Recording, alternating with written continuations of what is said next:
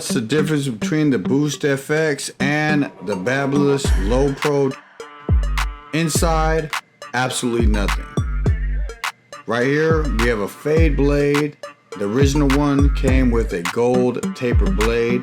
This one has an upgraded texturized grip that we saw on the new trimmers. Here's where it gets simplified. We have a 6800 RPM motor there. We got a 6800 RPM motor here. We have a 3300 lithium ion battery here. We have a 3300 lithium ion battery here. On the inside of these clippers, they're identical.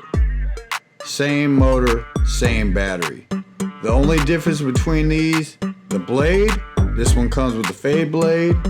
The Low Pro comes with a wedge blade or something. Not a big fan of it. Is this an upgrade over the original?